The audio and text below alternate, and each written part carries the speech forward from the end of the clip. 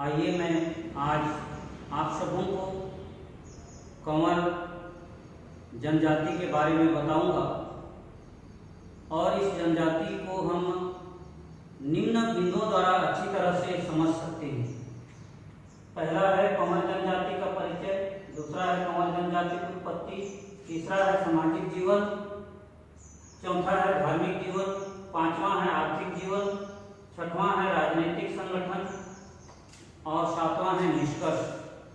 कंवर जनजाति छत्तीसगढ़ की प्रमुख जनजातियों में से एक है तथा जनसंख्या के दृष्टिकोण से छत्तीसगढ़ में गौड़ जनजाति के बाद दूसरा स्थान है। वर्ष 2011 जनगणना के अनुसार छत्तीसगढ़ में कंवर जनजाति की जनसंख्या 8,87,477 है, जो वर्तमान में बढ़कर लगभग 9 लाख हो चुकी है और परिवारों की संख्या 2,04,093 है।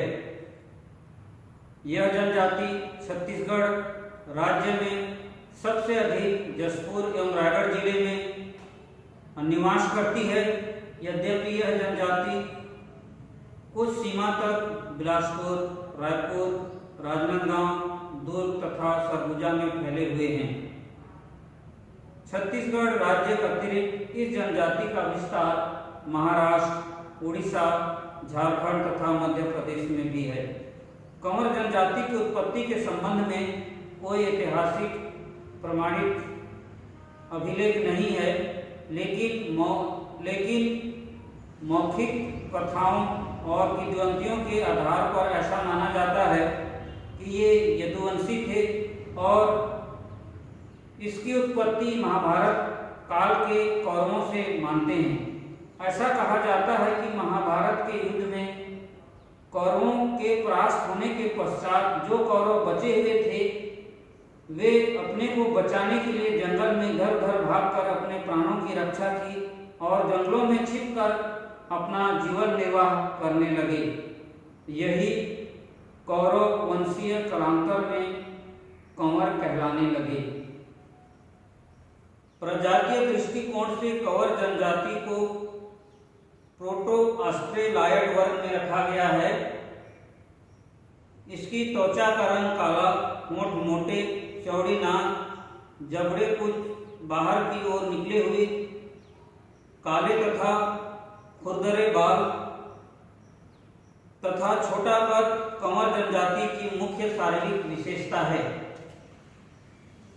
इसके पश्चात हम उनके सामाजिक जीवन पर चर्चा करेंगे। समाज और सामाजिक जीवन का प्रमुख इकाई परिवार होता है। कंवर जनजाति में परिवारों की प्रकृति पितृसत्तात्मक पितृवंशीय परिवार पाए जाते हैं। पितृसत्तात्मक होने के कारण वंश पुत्र के नाम से चलता है। कंवर जनजाति के परिवारों में पति पत्नी अविवाहित संतानें रहती हैं। कंवर जनजाति की उपजनजातियां। सामाजिक संस्करण की दृष्टि से डॉक्टर ने इन्हें 8 भागों में विभाजित किया है। पहला है दूध कंवर, दूसरा है नागवंशी, तीसरा है कमलवंशी, चौथा है पैंकरा, पांचवा है राठिया, छठवां है चेटी, सातवां है चेरवा, आठवां है रोतिया। इन सभी सामाजिक संस्करण में दूध कंवर को सबसे अधिक ऊंचा माना जाता है, जबकि दूसरा स्थान पैंकरा समूह का है। कंवर जनजाति में गोत्र एवं टोटम। कंवर जनजाति में गोत्र को 7 भागों में विभाजित किया गया है। पहला है प्रहलाद, दूसरा है अभिआर्य, तीसरा है विशिष्ट, चौथा है शुद्ध, पांचवा है कुंडक, छठवां है पराशर और सातवां है विश्वामित्र। ये सभी गोत्र बहिर्विवाही हैं, अर्थात किसी भी व्यक्ति को अपने गोत्र के अंदर विवाह करने की अनुमति नहीं दी जाती है। कंवर जनजाति में लगभग 200 गोत्र पाए जाते हैं, जो पेड़ पौधे पशु पक्षी के नाम से होते हैं। कंवर जनजाति में मुख्य रूप से 4 प्रकार के विवाहों का प्रचलन है। पहला है क्रय विवाह, दूसरा है सेवा विवाह, तीसरा है ढुकू विवाह, चौथा है घरजिया विवाह।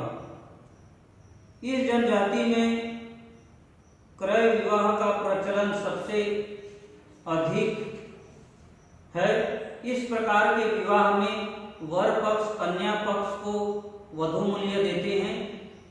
ऐसे विवाह वर और वधू पक्ष की सहमति से होता है। दूसरा है सेवा विवाह। यदि किसी लड़के के माता पिता वधू मूल्य देने में असमर्थ होते हैं तो लड़का अपने भावी सास ससुर के घर जाकर विभिन्न प्रकार के आर्थिक कार्यों में सहयोग देता है। तीसरा है ढुकू विवाह। लड़की किसी लड़के को पसंद कर उससे विवाह करना चाहती है, लेकिन लड़के के माता पिता उसे विवाह करने की अनुमति नहीं देते हैं, तो लड़की लड़का के घर जाकर जबरन रहने लगती है। शारीरिक प्रताड़ना के बाद भी घर से नहीं निकलती है और अंत में लड़के के माता पिता उसे बहू के रूप में स्वीकार कर लेते हैं। और नेक्स्ट है घरजिया विवाह। सामान्यतः इसे घर जमाई विवाह भी कहा जाता है। यदि किसी व्यक्ति के संतान केवल पुत्री होती है तो लड़की के माता पिता ऐसे युवक का चयन करते हैं जो विवाह के पश्चात अपने सास ससुर के घर में रहकर आर्थिक क्रियाओं में सहयोग दे सके। इस विवाह के अतिरिक्त कंवर जनजाति में शाली विवाह एवं देवर विवाह का भी प्रचलन है। इस जनजाति में पति और पत्नी को एक दूसरे से विवाह विच्छेद करने का भी अधिकार है। इसके लिए जाति पंचायत की स्वीकृति आवश्यक होती है। इसके पश्चात हम कंवर जनजाति के धार्मिक जीवन को जानने का प्रयास करेंगे। कंवर जनजाति के लोग धर्मपरायण होते हैं और अनेक देवी देवताओं को मानते हैं और उसकी पूजा आराधना करते हैं। वे लोग सूर्य की आराधना करते हैं। सूर्य के अतिरिक्त अनेक देवी देवता स्थानीय होते हैं, जैसे ठाकुर देव, दूल्हा देव, शीतला माता, गोसाई देव आदि प्रमुख हैं। इन देवी देवताओं के अतिरिक्त कंवर जनजाति के लोग हिंदू धर्म के संपर्क में आने के कारण उनके देवी देवताओं को भी मानते हैं। कंवर जनजाति लोग तुलसी के पौधे को शुभ मानते हैं तथा अपने घर के आंगन में चबूतरा बनाकर तुलसी पौधा लगाते हैं। वे लोग पीपल वृक्ष का भी समय समय पर पूजा करते हैं। कंवर जनजाति में धार्मिक कार्यों को संपन्न करने के लिए बैगा होता है, जो समय समय पर देवी देवताओं को भेड़ा, बकरा और मुर्गा बलि देता है। इसके अतिरिक्त जो भी धर्म से संबंधित कार्य होते हैं उन कार्यों का संपादन बैगा द्वारा ही संपन्न किया जाता है। इस जनजाति में जादू टोने, तंत्र मंत्र पर भी विश्वास किया जाता है। जब किसी व्यक्ति पर जादू टोने का शंका होता है तो उसे ओझा या बैगा बुलाकर झाड़ फूड़ करवाया जाता है। अनेक रोगों का इलाज झाड़ फूक या वैद्य द्वारा इलाज कराने का प्रचलन है। इसके अतिरिक्त धार्मिक जीवन में कंवर जनजाति के लोग पर्व त्योहार भी मनाते हैं। कंवर जनजाति के लोग हरेली, पंचमी, तीजा, करम, नया खानी आदि पर्व प्रमुख रूप से मनाते हैं।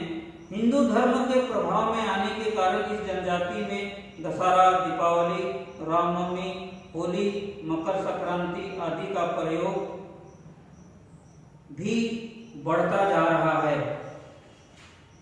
इस जनजाति के लोग पर्व त्योहार के अतिरिक्त नृत्य भी करते हैं और इस नृत्य में प्रमुख रूप से बार नृत्य, सैला नृत्य, कर्मा नृत्य और सुगा नृत्य प्रमुख है।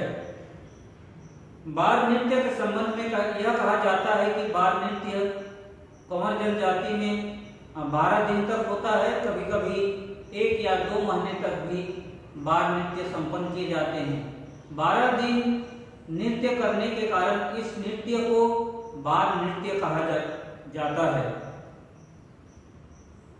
कंवर जनजाति जब किसी व्यक्ति की मृत्यु हो जाती है तो शव को दफनाने का प्रचलन था, लेकिन वर्तमान में अधिकांश शव को जलाया जाता है। व्यक्ति को मृत्यु के बाद 10 दिन तक अशुद्धि का समय माना जाता है तथा 12 दिन में सगे संबंधियों को बुलाकर भोजन देने के पश्चात उनका दैनिक जीवन या दिनचर्या सामान्य हो जाता है। इसके पश्चात हम उनके अर्थव्यवस्था अर्थात आर्थिक जीवन को भी जानने का प्रयास करेंगे। कंवर जनजाति के अधिकांश लोगों के आजीविका का साधन कृषि है। सभी कंवर लोगों के पास कृषि योग्य जमीन होती है। इस भूमि पर कंवर जाति के लोग 2 प्रकार से कृषि कार्य करते हैं, रबी और खरीफ फसल। खरीफ फसल के अंतर्गत मुख्य रूप से धान, उड़द, कुल्थी, अरहर, मूंगफली, तिल, गुड़ आदि फसल लेते हैं। लेकिन जिन किसानों के पास स्वयं के सिंचाई के साधन हैं वे लोग खरीफ फसल के अतिरिक्त चना, गेहूं एवं साग सब्जी का भी उत्पादन करते हैं। मकान के पास बाड़ी अधिकांश कंवर जनजाति लोगों के पास होती है, जिसमें बरसात के समय मकई एवं बरसाती साग सब्जी एवं ठंड के समय उसी जमीन पर आलू, प्याज, मटर, फूलगोभी, पत्ता गोभी, मूली और हरी साग सब्जियां उत्पादन करते हैं। कुछ कंवर लोगों के पास जमीन नहीं होती है, वे लोग दूसरे के जमीन पर कृषि कार्य करते हैं, उसे साझा कहा जाता है। और जिन लोगों के पास बिल्कुल जमीन नहीं होती है वे कंवर लोग कृषि मजदूरी कर जीवन यापन करते हैं। कंवर जनजाति के लोग अपनी अन्य स्रोत को बढ़ाने के लिए जनजाति के लोग अपनी आय स्रोत को बढ़ाने के लिए जंगलों से तेंदुपत्ता, महुआ, चार, चिरौंजी, हर्रा, बेहड़ा और सराय फल एकत्रित करते हैं। वर्तमान में कंवर जनजाति के लोग उच्च शिक्षा प्राप्त कर शासकीय एवं प्राइवेट संस्थाओं में कार्यरत हैं। शासन द्वारा इस जनजाति के लोगों को शासकीय सेवाओं में आरक्षण प्राप्त होने के कारण शासकीय सर्विस आसानी से मिल जाती है।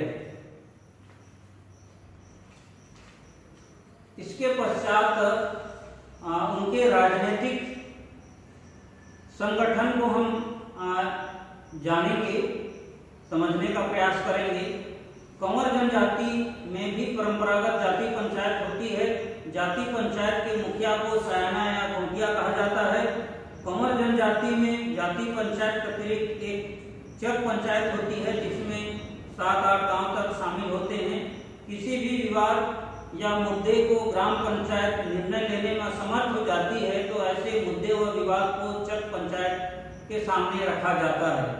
जाति पंचायत में भूमि संबंधी विवाद, वैवाहिक नियमों का उल्लंघन, चोरी, व्यभिचार, संबंधों को तोड़ने संबंधी विवाद आदि के मामले निर्णय लिए जाते हैं। अंत में हम निष्कर्ष पर चर्चा करेंगे। पहला है, यह जनजाति छत्तीसगढ़ राज्य की दूसरी बड़ी जनजाति है। दूसरा है, छत्तीसगढ़ में कंवर जनसंख्या 8,87,477 है। तीसरा है, लिंगानुपात कंवर जनजाति में 1000 पुरुषों के पीछे 1011 महिलाएं हैं। चौथा है साक्षरता, कंवर जनजाति का साक्षरता 67% है। और पांचवा है उपजाति, दूध कंवर, नागवंशी, कमलवंशी, पैंकरा, राठिया, चेती, चेरवा